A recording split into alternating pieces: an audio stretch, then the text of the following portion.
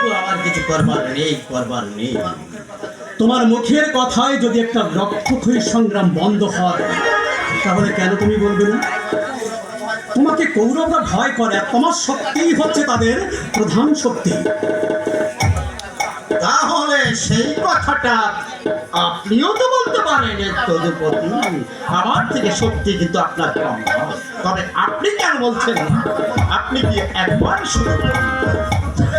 যদি কৌরব পাণ্ডবদের মধ্যে যুদ্ধ সংঘটিত হয়, তাহলে আপনার সমস্ত সৈন্যরা পাণ্ডবদের অবলম্বন করে যুদ্ধ করবে। দেখবে আপনার কথা মহারাজ অবশ্যই শুনবে।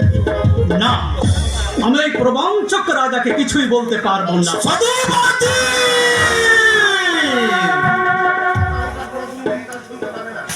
আপনি কি জানেন না, মৃত্যু যেমন কোন প্রভুর নিন্দা শুনতে পারে না, আমিও তেমনি আমার অন্নদাতা প্রভু ওই দুর্যোধন মহারাজের কোন কটূক্তি আমি শুনতে চাই না।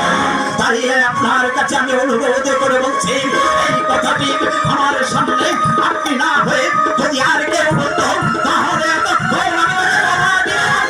আমার একমাত্র সন্তান যদি এই কথাটি বলতো, তাকে আমি বলি দিতাম। উনি আমাদের অতিথি, ওনার সঙ্গে এরকম ব্যবহার করা কিন্তু আমাদের ঠিক না। আপনি চলুন, ভিতরে চলুন। না মা, আজ আমি ভেতরে যাবার জন্য আসিনি। এসেছিলাম রাজ্যের সকাশে একটা আবেদন নিয়ে। সেই আবেদন যখন ব্যর্থ হলো, ব্যর্থ মনোরথ যদুপতি আজকের মতো এখান থেকে ফিরেই যাবে।